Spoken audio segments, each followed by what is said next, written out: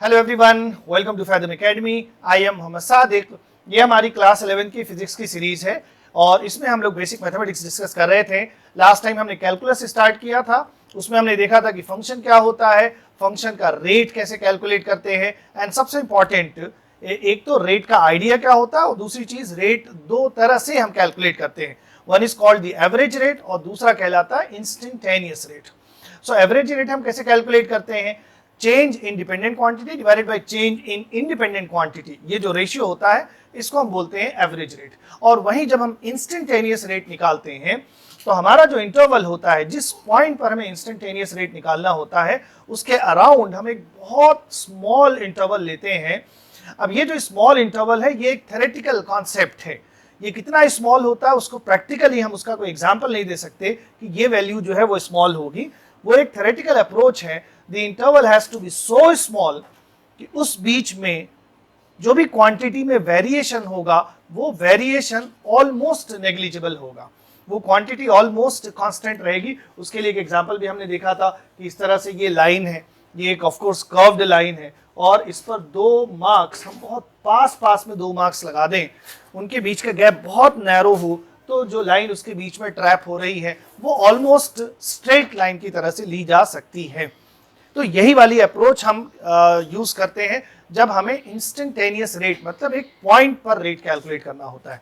Okay, सो जितनी भी चीजें हमने लास्ट टाइम डिस्कस की थी आज उसी को हम मैथमेटिक्स में ट्रांसलेट करते हैं। सो हमने देखा था कि अगर कोई फंक्शन है सो उसको मैथमेटिकली या सिंबॉलिकली हम कैसे दिखाते हैं। We write it as f of x. यहां पर y इंडिपेंडेंट क्वांटिटी है और x डिपेंडेंट क्वांटिटी है। x में अगर वेरिएशन आएगा तो उसी के करेस्पॉन्डिंग y में भी वेरिएशन आएगा।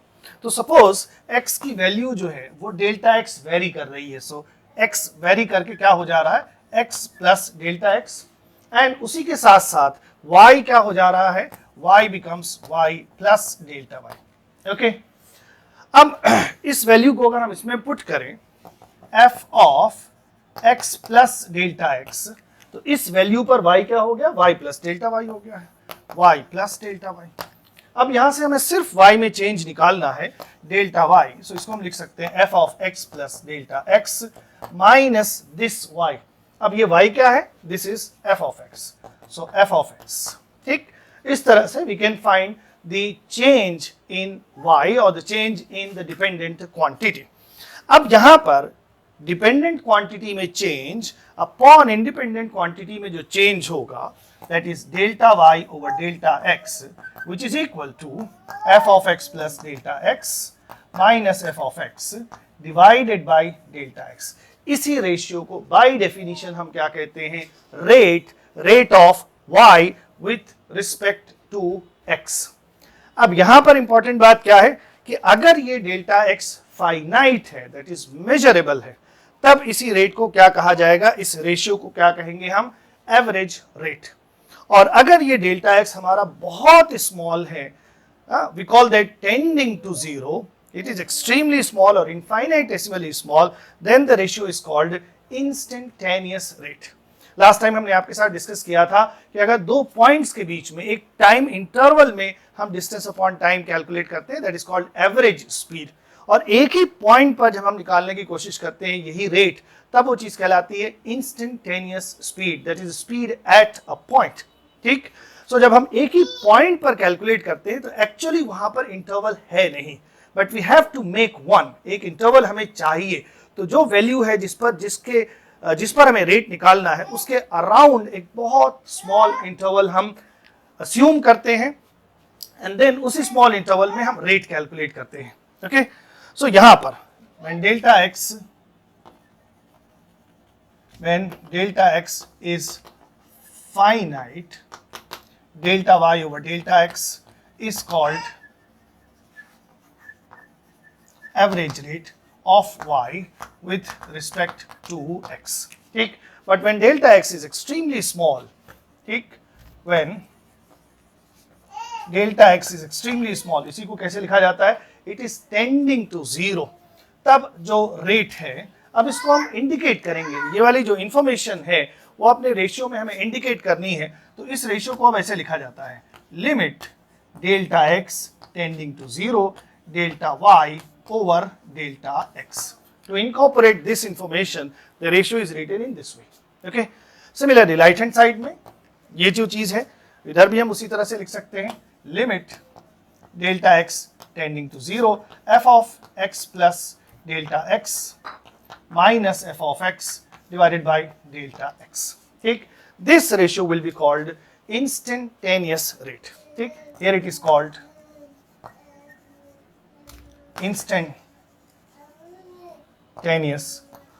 instantaneous rate of y with respect to x. Okay. अब ये जो चीज है ये इस तरह से जो लिखा हुआ है. अच्छा, यहां पर एक बात, ये जो limit delta x tending to 0 हमने लिखा है, ये लिमिट क्या चीज होती है? मैथ्स अगर आपका सब्जेक्ट है तो उसमें आपको मैथ्स की क्लास में ये समझाया जाएगा, उसकी डिटेल्स बताई जाएगी. और अगर मैथ्स नहीं भी है तो हम यहाँ पर ये समझ सकते हैं कि ये जो चीज है ये हमसे ये कह रही है कि जो इंटरवल है, जिस इंटरवल में हम रेट निकाल रहे हैं, that interval is very small but not 0. ठीक, इसलिए टेंडिंग टू 0 हम इसको बोलेंगे, नॉट इक्वल टू 0. हाँ, अगर हम इसमें डेल्टा एक्स 0 पुट करें और ये जो रेशियो है वो मैथमेटिकली कंसिस्टेंट रह रहा है, तब हम उस तरह से रेशियो इवेल्युएट कर लेंगे. लेकिन अगर डेल्टा एक्स 0 रखने पर ये इनकंसिस्टेंट हो जा रहा है रेशियो, तब डेल्टा एक्स की वैल्यू फिर हम 0 रखेंगे नहीं, फिर हम उसको और सिंप्लीफाई करेंगे. We will arrive at such relation, we will arrive at such expression जिसमें डेल्टा एक्स 0 पुट किया जा सकता है. ठीक, उसका भी हम एग्जांपल देखते हैं आगे. अब हम इस रेशियो को थोड़ा सिंपल वे में लिखेंगे. We would write it as dy upon dx. ठीक, सो यहां पर डेल्टा y और डेल्टा x एंड dy और dx एक दूसरे से डिफरेंशिएट हो जाएंगे. सो फिजिक्स में जब हम delta y over delta x लिखेंगे तो यूजुअली उसका मतलब होगा कि ये चेंजेस फाइनाइट हैं. और जब हम इस तरह से लिखेंगे तो ये आपको ये ध्यान रखना है कि ये dy किसकी जगह, डेल्टा y की जगह लिखा गया है. और डेल्टा y एक्चुअली क्या है, change in y. So dy is also change in y by definition. Now this is finite change and this one is very small change, but it is change. ठीक, ये बात आपको ध्यान रखनी है. आगे ये भी चीज बहुत इंपॉर्टेंट हो जाती है फिजिक्स में. Okay, so when the changes are infinitesimally small, we write delta y over delta x as dy over dx. ठीक, and dy over dx हम कैलकुलेट कैसे करेंगे? इस तरह से कैलकुलेट करेंगे, that is limit delta x tending to 0 f of x plus delta x minus f of x divided by delta x.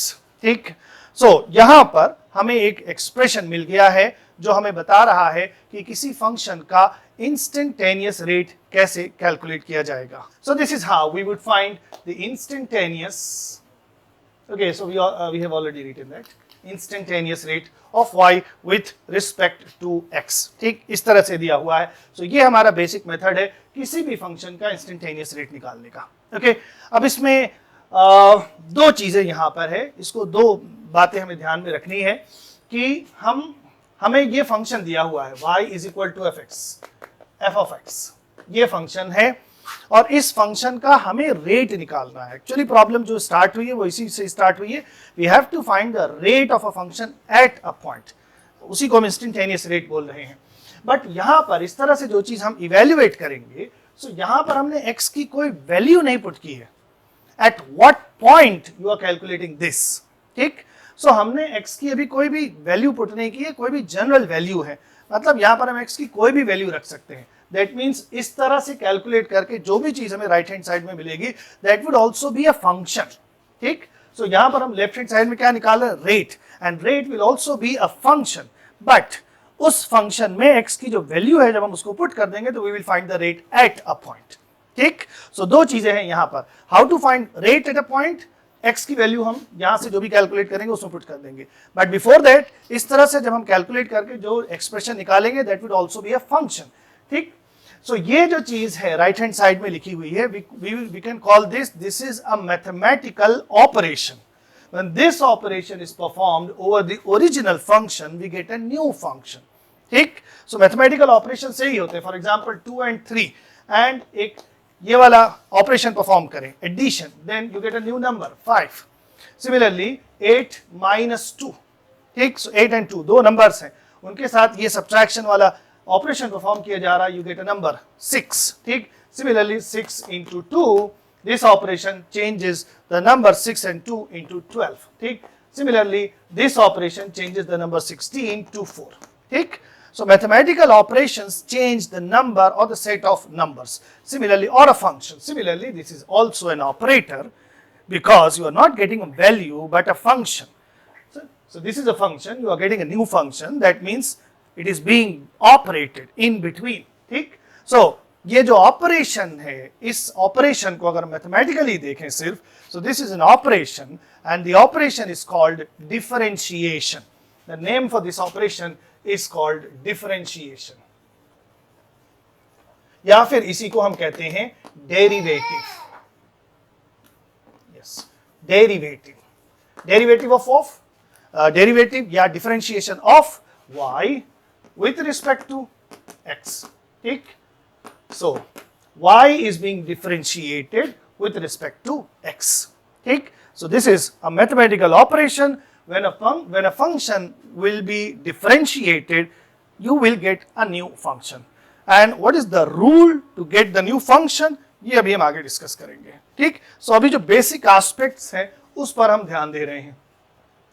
अब इसमें एक एग्जाम्पल कर लेते हैं इस मेथड से. For example we have a function y is equal to x square and then इसका हमें रेट कैलकुलेट करना है. Rate at what point? Rate at x is equal to 2. ठीक. So we have to find rate at x is equal to 2. But rate calculate करने से पहले हमें इस तरह से इवेल्युएट करना पड़ेगा फंक्शन को. सो dy over dx instantaneous rate is equal to f of x plus delta x minus f of x divided by delta x. अब यहां पर हमारा जो फंक्शन है वो ये है, सॉरी दिस वन. अब हमें x की वैल्यू पहले क्या लेनी है? x plus delta x. सो x plus delta x whole square. Sorry, यहां पर हमें कैलकुलेट करना under the limit delta x tending to 0. x plus delta x whole square minus f of x, that is x square, divided by delta x and under the limit delta x tending to 0. Okay, अब इसको हम expand कर लेते हैं. x square plus delta x square plus 2x delta x minus x square divided by delta x. So यहाँ से x square ये cancel हो रहा है एंड यहाँ पर delta x है, यहाँ पर भी है, उसको हम कॉमन कर लेते हैं. So you are यहाँ पर हमारे पास बचा delta x and we have here just 2x divided by delta x. अब ध्यान दें यहाँ पर एंड ओके, ये लिमिट हम यहाँ पे भूल जा रहे हैं, इसको आप ये लिख लीजिए. Limit delta x tending to 0. Limit delta x tending to 0. ठीक. क्या मतलब इसका कि x की वैल्यू जो है वो बहुत स्मॉल है. अब यहाँ पर अगर हम इस एक्सप्रेशन में डेल्टा एक्स 0 रख दें तो ये इवेल्युएट नहीं हो पाएगा, ये अनडिफाइंड हो जाएगा, डिनोमिनेटर 0 नहीं हो सकता. ठीक. हाँ, अब यहां से हम क्या देख रहे हैं कि डेल्टा एक्स कैंसिल हो गया and then limit delta x tending to 0 we have just 2x plus delta x. अब यहां पर हम डेल्टा एक्स की जगह 0 पुट कर सकते हैं. It is mathematically consistent. So just put delta x is equal to 0. So you have 2x. ठीक. सो जब हमने इस फंक्शन को डिफरेंशिएट किया है हमें ये एक नया फंक्शन मिल रहा है. ठीक. So this is also the function of rate. This is equal to dy over dx. dy over dx is rate. Now हमें rate किस पॉइंट पर निकालना है? We have to find dy over dx at x is equal to 2. So simply put x2 here and then 2 into 2 becomes 4. ठीक. So rate of y, rate of change of y with respect to x at x is equal to 2 is 4. ठीक. इस तरह से हम किसी भी function का instantaneous rate calculate करते हैं. सो अभी जो हमने फंक्शन देखा जिसका डेरिवेशन हमने किया था, अगर उसका जनरल केस देखें, यहाँ पर हम x to the power n लें तो इसका डिफरेंशिएशन कैसे होगा. अब ये थोड़ा सा मैथमेटिकल डिटेल्स इसमें ज़्यादा है, तो जो लोग आप में इंटरेस्टेड हैं या जो ये जेन्युइनली जानना चाह रहे हैं कि इसका डिफरेंशिएशन कैसे होगा, तो उसमें ये देख लेते हैं कैसे हो रहा है. ये डेफिनेशन है. f ऑफ x का x to the power n है, तो ये कितना हो जाएगा? x plus delta x to the power n माइनस x to the power n by बाई डेल्टा x. अब ये चीज बाइनोमियल थ्योरम से हम कैलकुलेट करते हैं. इसका जो एक्सपेंशन होता है वो ऐसे लिखा जाता है, इसकी वैल्यू 1 होती है. So x to the power n बचा एंड देन जब हम x plus delta x to the power n माइनस x to the power n, ये वाली चीज, ये न्यूमरेटर जब कैलकुलेट करेंगे तो यहाँ पर x to the power n बच रहा है और ये चीज उससे सब्ट्रैक्ट हो जाएगी। तो इस लाइन में x to the power n कैंसिल हो गया और यहां से फिर आगे वाले टर्म्स हमें मिलेंगे। तो अब इसमें इंपॉर्टेंट बात यह है कि पहले टर्म के बाद दूसरे से आगे जितने भी टर्म्स है सब में डेल्टा x अपीयर हो रहा है। ओके, अब हम यहाँ पे क्या करें, डेल्टा x अगर हम कॉमन कर लें तो पहले टर्म में डेल्टा x अब नहीं है और पहला टर्म क्या है, सिर्फ x to the power n माइनस 1 और इसके आगे के जितने भी टर्म्स हैं उन सब में डेल्टा x है। ओके, नाउ अब हमें ये चीज कैलकुलेट करनी है। सो इधर देख लेते हैं, limit of this is equal to, इसको हमने इवेल्युएट कर रखा है, डेल्टा x कॉमन किया था, ये हमें मिल रहा है ब्रैकेट के अंदर, एंड देन डिवाइड, इसको डिवाइड करना है डेल्टा x से, तो ये कैंसिल हो गया और ये जो चीज है ये हमें मिल रही है। फाइनली अब इसमें हम क्या देख रहे हैं, फर्स्ट टर्म के बाद आगे के जितने भी टर्म्स हैं सब में डेल्टा x है। अब हम इसमें डेल्टा x 0 रख सकते हैं, कोई प्रॉब्लम नहीं है, इट रिमेन्स कंसिस्टेंट। सो इसके आगे के सारे टर्म्स क्या हो जाएंगे, 0 हो जाएंगे, and you are left with just this expression which is nx to the power n minus 1. So differentiation of y with respect to x, where y is x to the power n. So इसी को अगर हम लिखें, completely लिखें अगर, so dy over dx या फिर ddx of f of x या फिर ddx of the expression function x to the power n, ये सब एक ही मतलब है सबका। देन इसकी वैल्यू क्या आ रही है, n x to the power n minus 1। ठीक, सो रिजल्ट जो है ये हमारा, ये काफी सिंपल है, प्रोसेस में be complicated but the result is very simple. इस तरह का जो फंक्शन है उसको हम डिफरेंशिएट कैसे करेंगे, इसमें सिंपली जो एक्सपोनेंट है, जो पावर है, वो कोफिशिएंट बन जाना है, एंड देन जो एक्सपोनेंट या पावर है उसमें से हम एक यूनिट सब्ट्रैक्ट कर देंगे, 1 सब्ट्रैक्ट कर देंगे। ठीक, सो इस पर अभी हम आगे आते हैं। अभी फिलहाल हमारा मेन फोकस इसी चीज पर है कि ये चीज है क्या, ये इंस्टेंटेनियस रेट है, कैलकुलेट कैसे करते हैं, ये यहाँ पर इसका मेथड डिस्कस किया जा रहा है। एंड दो बातें यहाँ पर, before you calculate rate at a point, हमें रेट का एक्सप्रेशन मिलता है। तो ये चीज एक समझ में आ रही है कि हम जिस फंक्शन का रेट कैलकुलेट कर रहे हैं उस फंक्शन को चेंज कर रहे हैं, you are performing an operation, so this operation is called differentiation. And उसमें हमने एक एग्जांपल देखा कि इस तरह का फंक्शन है, उसको उसका डेरिवेटिव लेंगे या डिफरेंशिएट करेंगे, सो हमें नया फंक्शन क्या मिलेगा। ठीक, इसी तरह से जितने भी फंक्शंस होंगे उन सबको इसी मेथड से डिफरेंशिएट करके एक नया फंक्शन हासिल किया जाता है, एंड देन जिस पॉइंट पर हमें रेट कैलकुलेट करना होता है एक्स की वो वैल्यू हम उसमें पुट कर देते हैं। ठीक, ओके, सो ये एक एस्पेक्ट हो गया इसका, डिफरेंशियल कैलकुलस का डिफरेंशिएशन हम कैसे करते हैं। अब इसमें आगे हम देखेंगे, हमने आपके साथ शुरू में डिस्कस किया था कि फंक्शन को मैथमेटिकली और ग्राफिकली दोनों तरह से एक्सप्रेस किया जाता है। सो अगर हमने देखा कि ये जो हम डिफरेंशिएशन या डेरिवेटिव निकाल रहे हैं इसका मतलब क्या है, इसकी मीनिंग क्या है, you are calculating rate of the function. ठीक, अब इसको देख लेते हैं कि अगर हम फंक्शन को ग्राफिकली एक्सप्रेस कर रहे हैं, देन ये जो ऑपरेशन है इसके ज्योमेट्रिकल मीनिंग क्या होगी। Okay, so now let us see the geometrical interpretation of differentiation. So हमने देखा था कि कोई भी फंक्शन अगर हमें मैथमेटिकली दिया हुआ है तो उसका हम ग्राफ प्लॉट कर सकते हैं। उसमें दो एग्जांपल भी हमने लिया था, एक अगर इस तरह का फंक्शन है y is equal to x just, तो इसका अगर हम ग्राफ प्लॉट करें तो वो ऐसा कुछ आएगा, straight line passing through origin. दूसरा एक और हमने एग्जांपल लिया था y is equal to x square, इसको अगर हम प्लॉट करें तो इसका जो ग्राफ आता है वो कुछ इस तरह से आता है, ऐसा। ठीक, y एक्सिस के अबाउट सिमेट्रिक है, ये कर्व्ड ग्राफ है ये। तो इसी तरह से जो भी फंक्शंस होंगे सबका अपना कोई ना कोई ग्राफ होगा उस पर्टिकुलर शेप का, वो डिपेंड करेगा कि रूल या फंक्शनैलिटी क्या है। अब इसी में एक चीज और समझ लेते हैं, इसकी हमें जरूरत पड़ेगी, स्लोप ऑफ अ लाइन। अगर हमें कोई लाइन इस तरह से दी हुई है, स्ट्रेट लाइन से रिलेटेड जो मैथमेटिक्स जितनी हमें जरूरत होती है फिजिक्स में वो भी हम आपके साथ डिस्कस करेंगे। सो बहुत सारी चीजें हैं जो ये जो आपके रेगुलर लेक्चर्स चल रहे हैं इसके साथ पैरेलल में आएंगी, for example trigonometry and simple algebra, quadratic equations, binomial expansion, logarithms and अभी जो हमने कहा स्ट्रेट लाइन। तो ये जो बेसिक चीज़ें होती हैं, बहुत ज़्यादा पोर्शन हमें नहीं कवर करना होता है, स्मॉल पोर्शन से ही हमारा काम चल जाता है। तो स्टे ट्यून्ड, वो सारी चीज़ें जो है वो शेड्यूल्ड टाइम के अलावा दूसरे टाइम पर आएंगी इसी के पैरेलल। ओके, सो उसमें हम ने काफी ये डिटेल में डिस्कस किया है, फिलहाल यहाँ ब्रीफ में देख लेते हैं। एक लाइन है इस तरह से, स्ट्रेट लाइन है, इसका स्लोप क्या चीज होती है। यहाँ पर ये लाइन हमारी एक्स एक्सिस से एंगल बना रही है। अब एंगल जो हमें लेना है वो पॉजिटिव एक्स एक्सिस से एंटी क्लॉकवाइज सेंस में जो एंगल होगा उसी एंगल को हमें देखना है। यहाँ पर इस एंगल के जो tan की वैल्यू होगी, tan ऑफ दिस एंगल, इसी को हम बोलते हैं क्या, slope of the straight line, उसको m से भी डिनोट किया जाता है।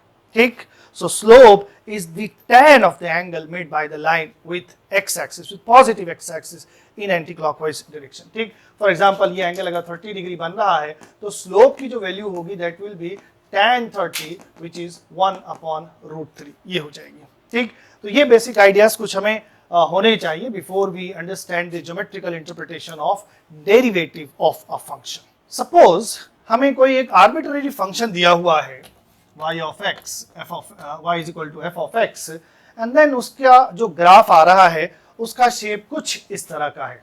ठीक, अभी हमने देखा कोई भी शेप हो सकता है, इस शेप पर हम समझ लेते हैं कि जो डेरिवेटिव है उसकी मीनिंग क्या होगी।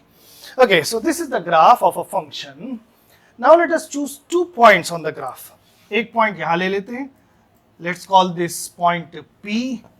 इसका जो कोऑर्डिनेट है वो मान लेते हैं x1 और y1 है, x1 y1। इस चीज को आप बहुत ध्यान से समझिएगा, ये आपके लिए बहुत ज्यादा इंपॉर्टेंट है।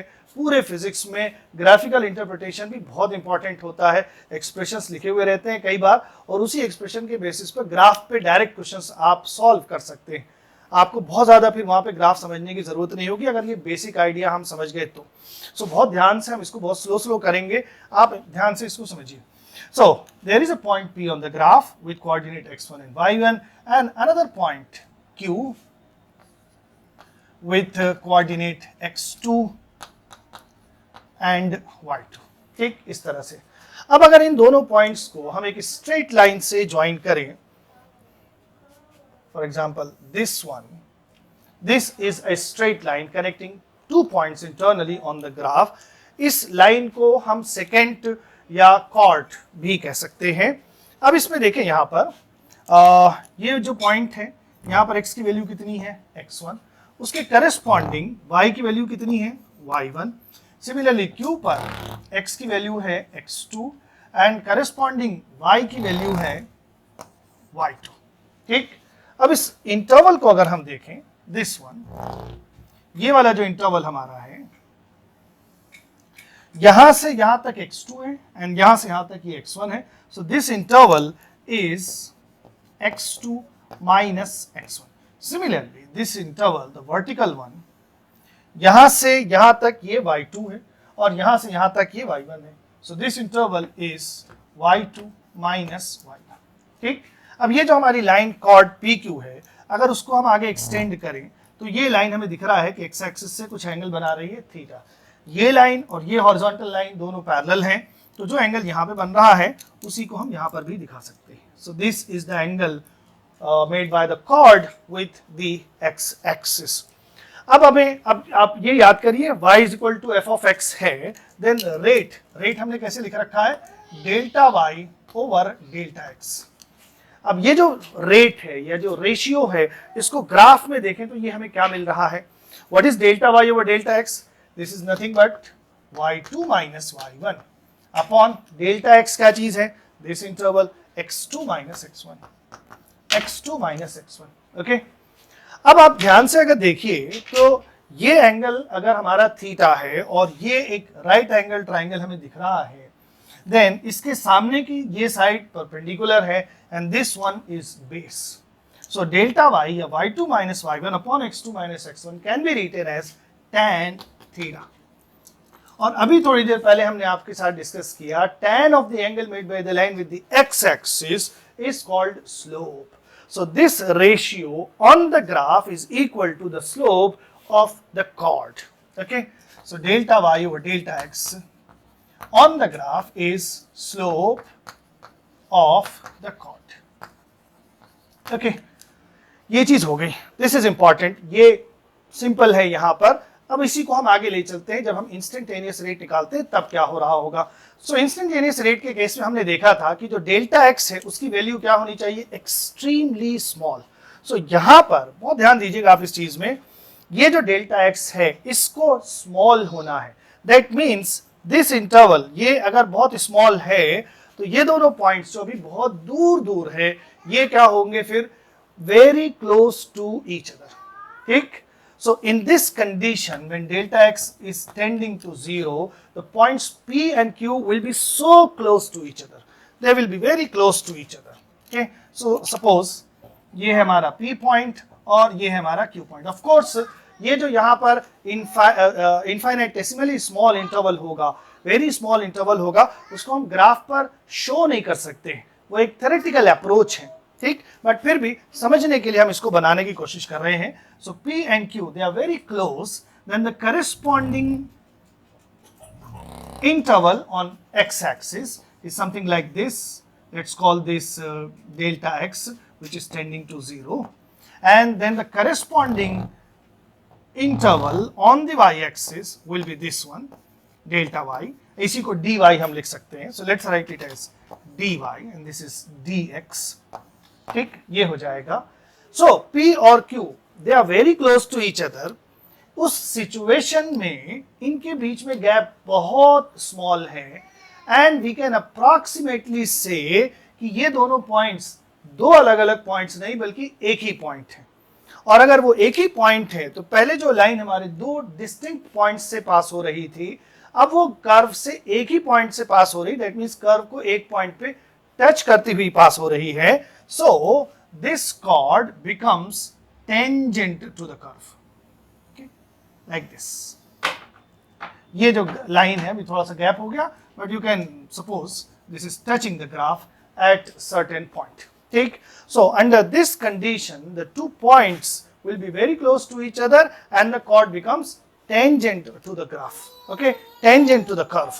So when delta x is tending to 0, हम जो रेशियो कैलकुलेट करते हैं उसको कैसे लिखते हैं, delta y over delta x when limit tending x tending to 0, and इसी को हम क्या लिखते हैं, dy over dx। तो हमने देखा पहले कि delta y over delta x क्या है, कॉर्ड का स्लोप है। अब वही कॉर्ड हमारी क्या बन जा रही है, टेंजेंट बन जा रही है। इसका मतलब ये dy over dx किसका स्लोप होना चाहिए, टेंजेंट का। ठीक, so this is most important aspect of this whole discussion. ठीक है, so this is equal to tan and suppose ये जो हमारी टेंजेंट है वो अब x एक्सिस से कुछ एंगल बना रही है, let's call this angle phi। ठीक, so I can write this as tan phi। So dy over dx graphically is the slope of the graph at a point। ठीक, तो अगर हम स्लोप निकालना, अगर ये हमने देखा कि dy over dx जब हम निकालेंगे तो हमें एक फंक्शन मिलेगा और रेट जब पॉइंट पे निकालना होता है तो x की वैल्यू पुट कर लेते हैं। सो उसी तरह से ये हमें क्या मिलेगा, स्लोप का फंक्शन मिलेगा and then when we need to find slope at a point then x की वैल्यू हम उस पॉइंट पे पुट कर देंगे। सो बेसिकली आइडिया ये है कि dy over dx is slope of a graph at a point. ठीक, अगर हम पुट नहीं कर रहे हैं so it's a function of slope and when you put the value of x you find the slope at a point, very important. So यहां तक के डिस्कशन को अगर हम समराइज करें तो समरी ये है पूरी कहानी की, दो तरीके के रेशियोज हमें मिल रहे हैं। One is delta y over delta x and the other one is dy over dx। Delta y over delta x, यहां पर x और y दोनों में चेंजेस फाइनाइट है। dy over dx, यहां पर dy and dx you have to remember they are also changes, but कैसे, very small changes। and इसकी फिजिकल सिग्निफिकेंस क्या है, ये जो रियल वर्ल्ड है उसमें हमें क्या चीज इससे मिलती है, this is average rate। when you find this ratio you find average rate। okay, दूसरा एस्पेक्ट ग्राफिकल या ज्योमेट्रिकल एस्पेक्ट इसका क्या है, this would give us slope of the chord, slope of the chord। ठीक, ये जो पॉइंट है slope of the chord ये फिजिक्स में रेयरली यूज होता है, बट हमें जो इसके आगे का आइडिया है, it become slope of the tangent, उस तक जाने के लिए इसको समझना जरूरी है। Okay, so delta y over delta x has two significance. Average rate ये बहुत इंपॉर्टेंट है, ये बार बार आएगा, and geometrical significance is slope of the chord। Next, dy over dx, which is the heart of the matter here, is physical significance. What is it in the real world? It is rate, your instantaneous rate. Instantaneous rate. This would give us the instantaneous rate. And what is its geometrical significance? Yeah, graphical significance क्या है? This gives us slope of the tangent. Slope of the tangent to the graph or the curve. And अब यहाँ पर जैसे अगर हमने इस point पर स्लोप कैलकुलेट किया है, so उसको हम स्लोप टेंजेंट का कहें या एक्चुअली वो that is slope of the graph और the curve. Okay, so dy over dx is slope of the graph. ठीक, अगर हम x की वैल्यू पुट कर देंगे then you will have slope at a point. Okay, एक बात ये हो गई. दूसरी चीज कि यहां पर हमें एक नया पॉइंट मिल रहा है. मैथमेटिकली अगर हम देखें, सो this is an operator also. Okay, and उस ऑपरेटर का नाम क्या है? डेरिवेटिव और डिफरेंशिएशन. डिफरेंशिएशन. सो तीनों चीजें हमें ध्यान में रखनी है. मैथमेटिकल एस्पेक्ट और mathematical significance, this is an operator. उसको हमें सीखना है कि ये ऑपरेटर कैसे काम करेगा. आगे भी हम देखेंगे कुछ बेसिक फंक्शंस होते हैं, उसको हम डिफरेंशिएट कैसे करते हैं. हमें बीच का जो प्रोसेस होता है कि वो एक्चुअली डिफरेंशिएशन हो कैसे रहा है, उसमें हम उतने इंटरेस्टेड नहीं होते हैं फिजिक्स में. हमें डायरेक्ट रिजल्ट यूज करना होता है.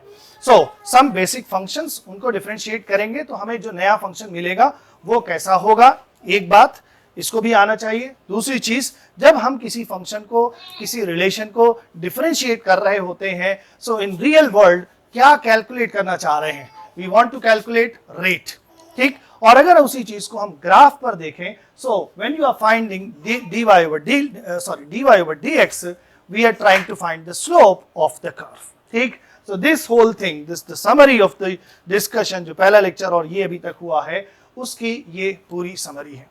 अगर यहाँ तक हमें बात समझ में आ गई, हमने आपसे काफी टाइम लिया है इस पूरी चीज को यहाँ तक डिस्कस करने के लिए. अदरवाइज ये सारी चीजें बहुत शॉर्ट टाइम में भी डिस्कस की जा सकती थी, कंप्लीट की जा सकती थी.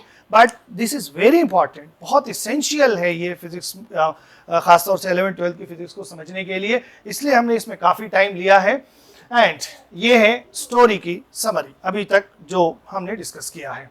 सो if we have understood things so far, then अब जो फिजिक्स में एक्सप्रेशंस लिखे होंगे, डेफिनेशंस लिखे होंगी, we will be able to interpret it quite easily. For example, here is an expression, v is equal to dx over dt, where v is for velocity, x is for position and t is for time.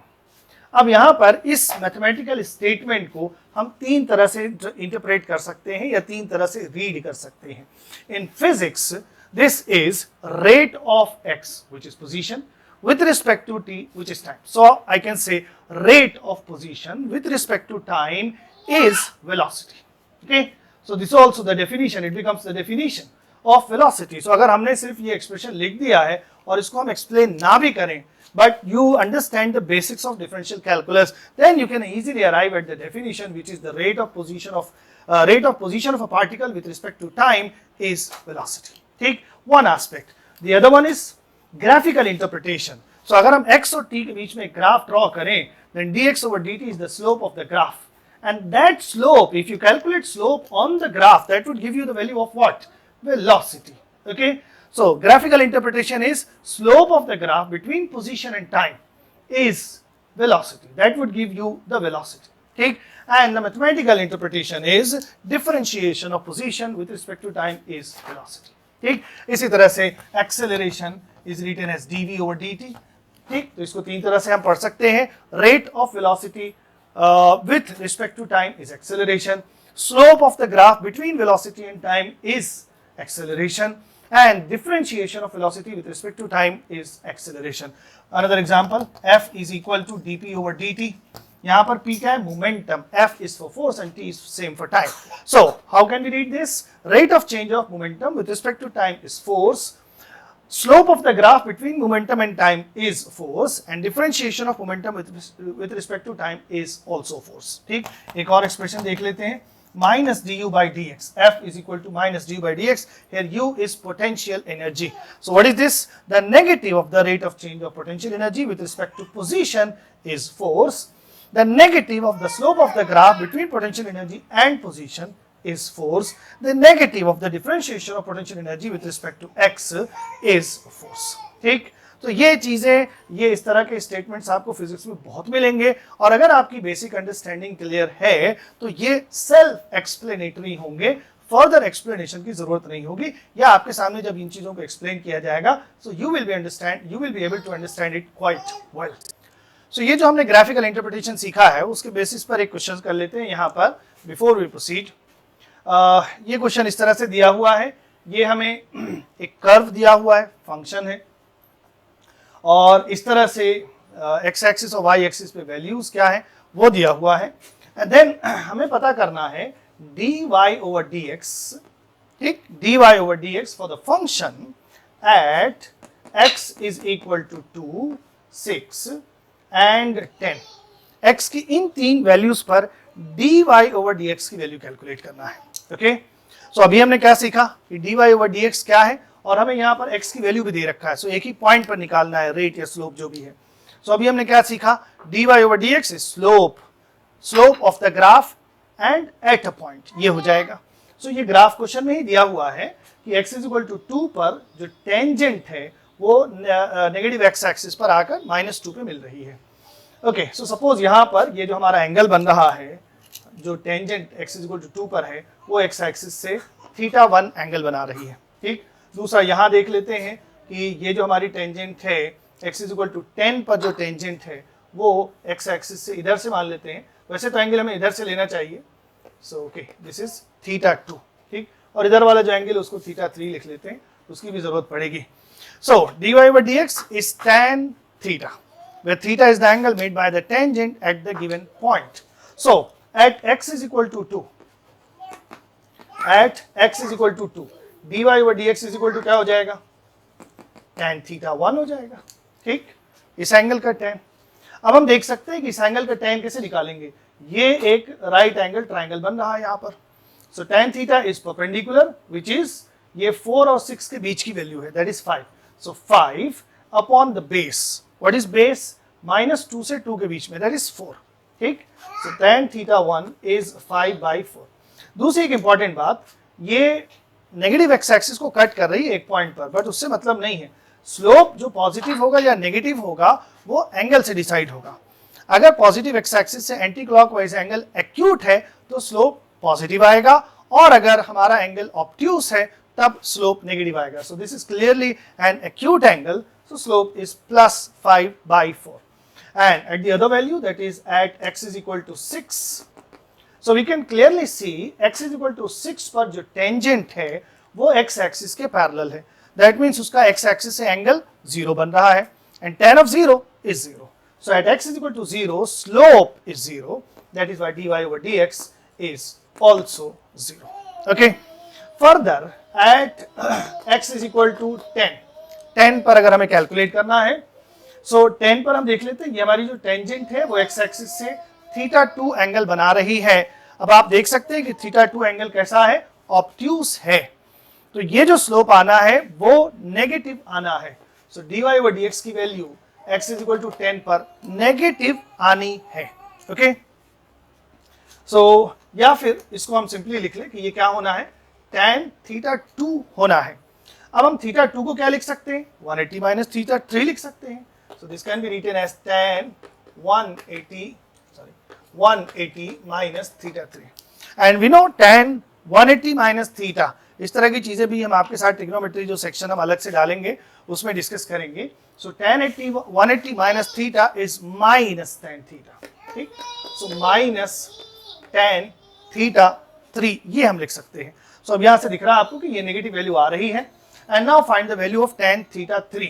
So ये θ3, इसके सामने की ये side क्या है, still 5 है, so this is equal to -5 and the base is 10 to 14 4 है, so -5/4 is slope of the graph at x is equal to 10 या फिर dy over dx की वैल्यू। तो इस तरह से ग्राफ दिया हुआ था और वहां से हमें dy over dx निकालना है। ग्राफ पर dy over dx का मतलब you have to find the slope, and what is slope? The angle, it is the tan of the angle made by the tangent with positive x-axis in anti-clockwise direction. Okay, so ये था आज का discussion.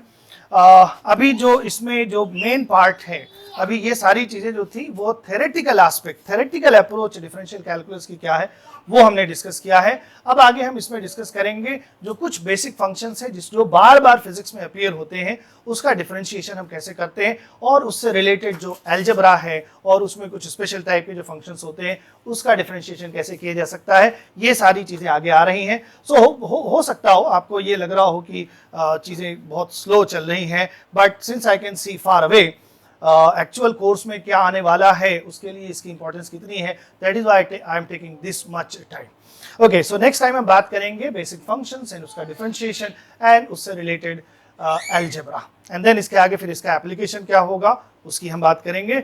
सो आज के लिए यहीं तक, सी you soon, thank you.